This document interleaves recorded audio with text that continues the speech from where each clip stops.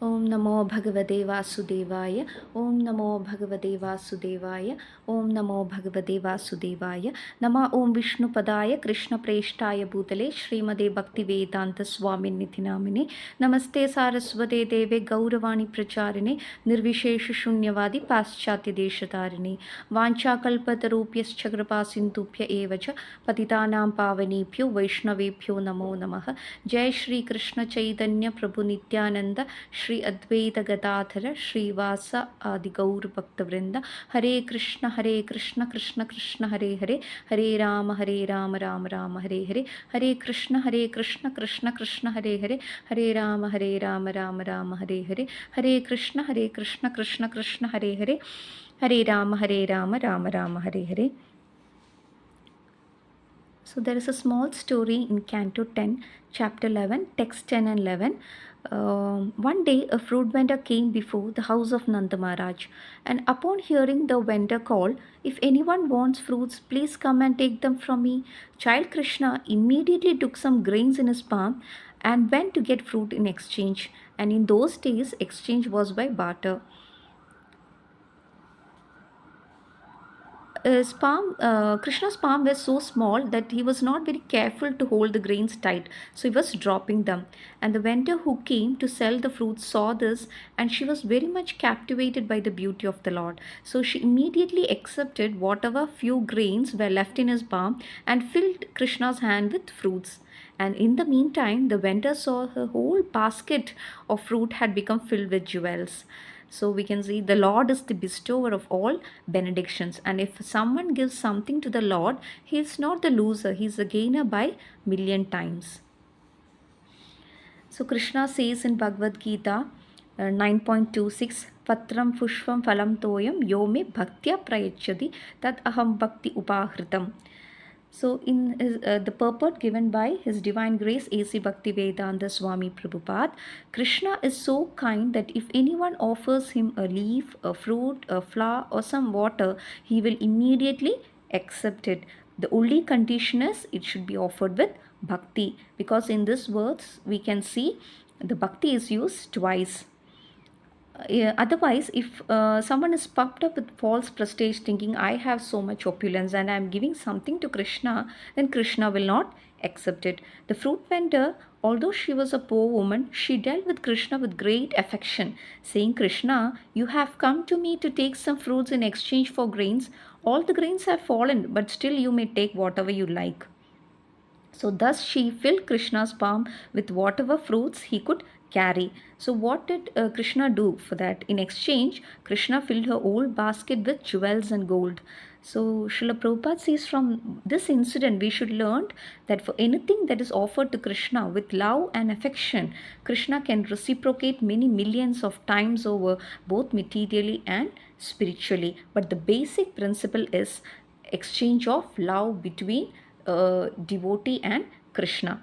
And Krishna teaches in Bhagavad Gita 9.27, Yat karoshi yat ashnasi yat juhosi dadasi yat tabasyasi kaunteya tat kurushva madarpanam. So Krishna says, whatever you do, whatever you eat, whatever you offer or give away, whatever austerities you perform, do that, O son of Kunti, as an offering to me. So, in the purport, Srila Prabhupada says, it is a duty of everyone to mold his life in such a way that we will not forget Krishna in any circumstances. Anyway, we have to do the work for this maintenance of this body and soul. So, Krishna recommends that one should work for him. We have to eat to live. So, therefore, Krishna says that we have to accept the remnants of foodstuffs offered to Krishna. Any civilized man has to perform some ritualistic ceremonies. So, Krishna recommends do it for me. And this is called archana. So everyone has a tendency to give something in charity. So Krishna says, give it to me. And that too with love and affection. So if we give something to Krishna from one source of income, then our life will be successful. Krishna is full in opulence. Krishna is Bhagavan. He does not need anything from anyone. But if one is prepared to give something to Krishna, then that is for our own benefit.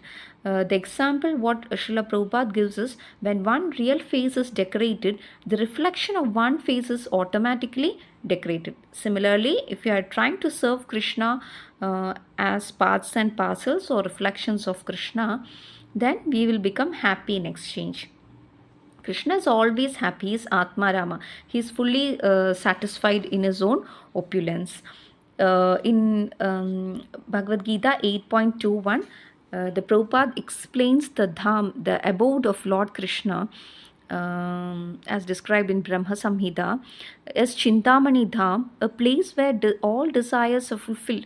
The supreme abode of Lord Krishna, known as Goloka Vrindavan, is full of palaces made of touchstone.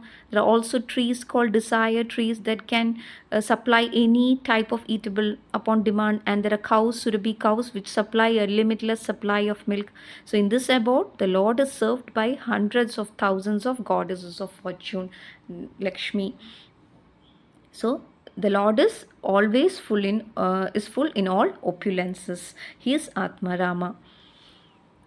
And in verse number chapter 9, Bhagavad Gita chapter 9, text 28, Shubha Shubha Phaler Eva Mokshesya Karma Bandhanehi Sannyasa Yoga Yuktatma Vimukto Mam Upaishyasi.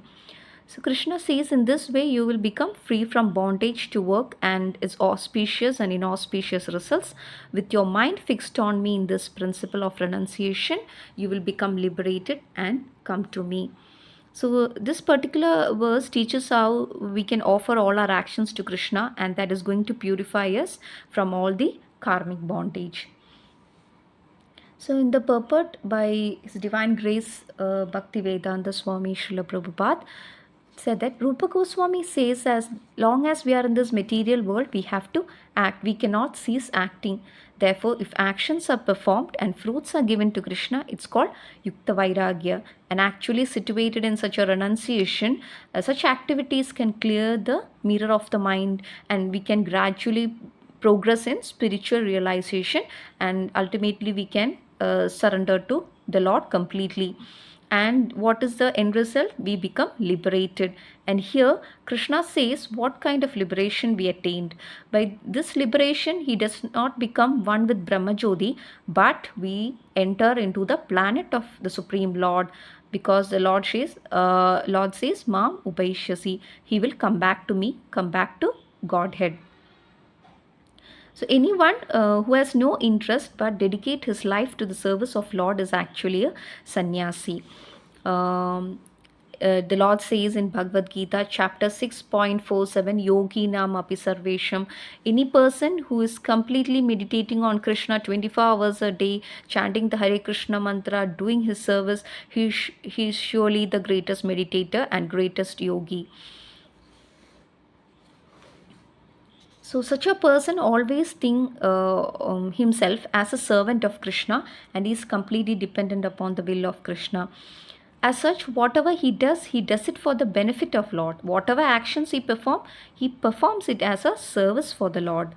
So a person who is completely engaged in the service of the Lord, or is always thinking and planning how to serve the Lord, it's said to be, it's considered that a person is considered to be completely liberated at present, and in the future he is going back to Godhead.